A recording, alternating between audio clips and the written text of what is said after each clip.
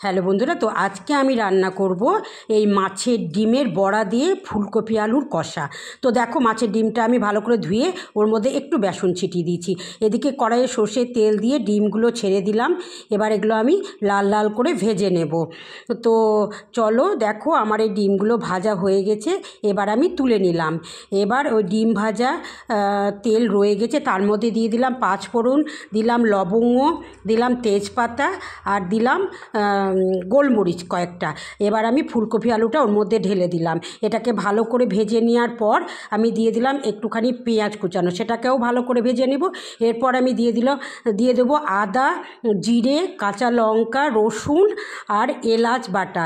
সেটাকে এবার কষে নেওয়ার পর আরেকটু সর্ষের তেল দিয়ে আরেকটু কষে নিয়ে হলুদ দিয়ে দিলাম লবণ, আর দিয়ে দিলাম স্বাদের জন্য একটুখানি চিনি। এবার একটা কষে নেওয়ার পর আমি দিয়ে দিলাম একটুখানি সস, তারপরে দিয়ে দিলাম এক বাটি জল। এবার আমি ঢাকা দিয়ে দেবো। তো তোমরা এইভাবে ফুলকপি আলু দিয়ে ডিমের কষা বানিয়ে খাবে, অপূর্ব লাগে খেতে। ভাতের সঙ্গে তো দুর্দান্ত লাগবে, রুটি দিয়েও দারুণ লাগবে। এ দেখো, আমার রান্নাটা হয়ে গেছে ঘি দিয়ে। এবার আমি নামিয়ে নেব। তো দেখো, আমি নামিয়ে নিয়েছি। এইভাবে তোমরা বানিয়ে খাবে, ভালো লাগলে আমাকে অবশ্যই কমেন্ট করে জানাবে। আর কারা কারা খেয়েছো এইভাবে